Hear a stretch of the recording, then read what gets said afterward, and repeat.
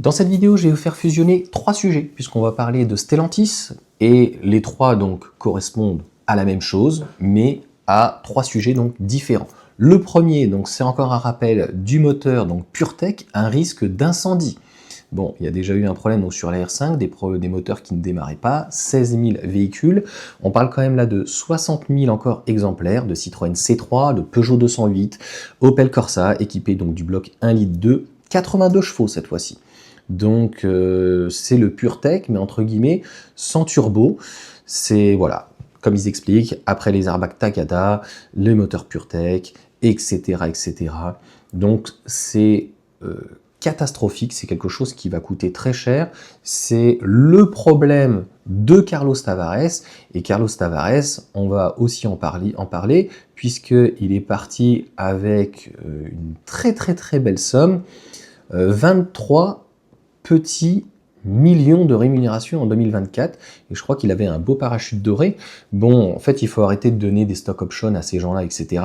Ils viennent pour un salaire, ils devraient avoir un objectif, en tout cas. Ce qui est certain, c'est que lorsqu'en fait, on a l'objectif qui n'est pas atteint, eh bien, une indemnisation et des primes, l'ancien dirigeant donc de Stellantis doit percevoir une indemnité de départ de 2 millions d'euros. Non, mais non. Et s'ajoute un peu plus de 20,5 millions d'euros de primes diverses. Comment on peut filer des primes à un mec? En fait, c'est la limite de Carlos Tavares, le cost killer. Autant sur certaines choses, il a été intéressant ou même éventuellement visionnaire, si on peut dire, même si franchement, il est très boomer, un côté vraiment très thermique. Et ce qu'il a fait en tout cas avec l'électrique, c'est pas fou. Pareil sur la plateforme de dernière génération, même du 3008 et autres, on voit un châssis beaucoup moins mordant, plus en plus lourd. Et alors là, en électrique, notamment sur le 3008, je parle même pas du 5008, c'est catastrophique. Donc pour moi, on peut pas donner en fait l'argent. C'est-à-dire que cet argent, si on avait voulu être logique, on aurait dit voilà ce qu'on aurait dû donner au PDG, et donc on a encore des incendies sur des moteurs et où le PDG est quand même responsable, mais comme c'est un PDG qui est éjectable, finalement il est responsable de rien, tu vois.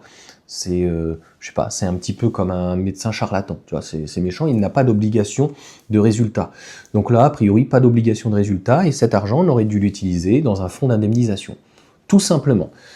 Au Japon, ce genre de choses, ça ne serait jamais arrivé, parce que c'est clairement pas normal.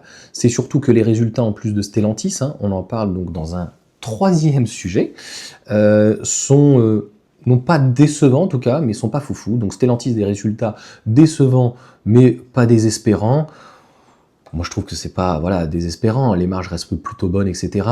Donc, avec un bénéfice donc en baisse de 70%, bah oui, mais fallait s'étonner quoi. Et une marge opérationnelle en chute libre, le groupe de 14 marques, c'est ça qui pose problème. Donc, prend un acte d'une année 2024 particulièrement difficile. Pour autant, la Galaxy dispose toujours d'un bénéfice de plus de 5 milliards d'euros et reste à même de redresser la barre avec un nouveau patron en plus et sans doute une ou plusieurs marques en moins. Pour moi, je pense que c'est une évidence.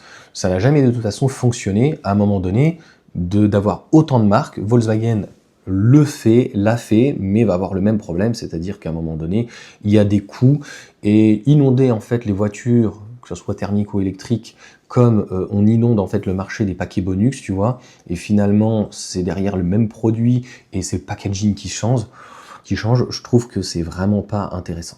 Donc en fait, je pense qu'ils peuvent aujourd'hui, Stellantis, donc ils parlent de PSA et autres, etc., et FCA, donc ils peuvent se permettre de faire ce genre de choses, d'inonder le marché, parce que ils ont énormément d'usines, ils ont énormément de salariés, etc.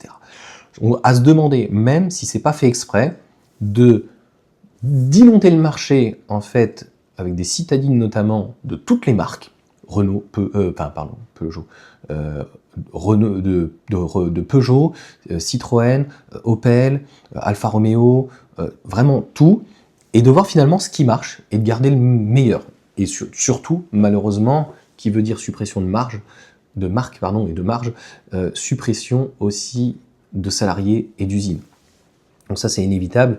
On se demande même si, par exemple, des constructeurs chinois, ça les intéresserait pas éventuellement. Quelque chose simple, hein. Aujourd'hui, Stellantis a reconnu ses torts sur les batteries. travaille maintenant avec CATL. CATL est en conjointure directe avec des marques chinoises, donc ils pourraient proposer des choses.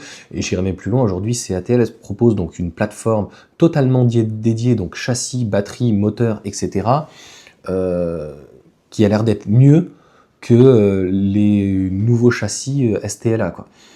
Donc concrètement, je ne sais pas ce qui va en devenir de cette marque, mais ce qui est certain, c'est qu'ils ne peuvent pas rester longtemps comme ça, un peu comme les constructeurs allemands. Qu'est-ce qui va se passer? La marge va se tarir de plus en plus. On est peut-être à 10%, on va arriver à 8, 6. Pour le moment, le bénéfice est de 5 milliards, mais il va se réduire à peau de chagrin, un peu comme Mercedes. Et un jour, donc, il va vraiment falloir trancher dans le vif, dans les marques, notamment celles qui coûtent cher, un peu à l'époque avec General Motors, c'était General Motors et pas Ford, hein, qui avait revendu Opel, donc à l'époque à PSA. Qu'est-ce que PSA est allé se foutre? Déjà qu'ils avaient Peugeot, Citroën qui se font concurrence. Il y a trop de marques. Il n'y a pas besoin d'avoir plus de 4-5 marques dans un groupe. Tu as une marque Access, tu as une marque généraliste, donc tu prends Fiat, Citroën, qui tu veux, ou même plutôt Leap Motors, qui est très très bien situé. Tu gardes Peugeot. Qu'est-ce que tu fais d'Alpha? Est-ce que tu la montes en gamme? Si tu la montes en gamme, tu n'as plus besoin de Maserati. Ou alors Maserati, il faut la mettre à hauteur de Porsche, vu la notoriété à la base qu'ils ont, mais ils ne sont pas capables de le faire, notamment avec des voitures électriques qui sont vraiment claquées au sol. Enfin, là, par rapport à la concurrence, ça va être compliqué. Et donc, on peut se poser la question, qu'est-ce que vient foutre Chrysler? Jeep reste intéressant sur le marché aux États-Unis, etc. Donc, à mon sens, une très grosse réorganisation de ce groupe et ce moteur, entre guillemets, PureTech, qui ne fait parler que de lui. Contrairement au THP, le 1,6 litre, qui a l'air de fonctionner plutôt bien, mais l'hybride rechargeable, quel avenir? Je ne sais pas. Est-ce que franchement, Peugeot, ou en tout cas PSA, Stellantis, va continuer avec ce 1,6 litre? Je trouve qu'il est intéressant, mais on voit bien qu'ils ne sont pas concentrés sur la voiture électrique, parce que concrètement, ça commence à faire cher, en tout cas l'hybride rechargeable. Voilà pour cette petite vidéo assez courte sur le groupe Stellantis. Vous me direz ce que vous en pensez. Est-ce qu'en fait Stellantis peut continuer comme ça? Et est-ce que franchement le changement de PDG, ça va changer quelque chose? Moi je pense un peu, mais c'est tout le managing, les managers autour et tout qu'il faut changer, hein. C'est pas que la personne, parce que franchement partir avec un parachute doré comme ça et laisser une entreprise à moitié mort-vivant, c'est vraiment en tout cas pas terrible. Allez, sur ce, ciao à tous.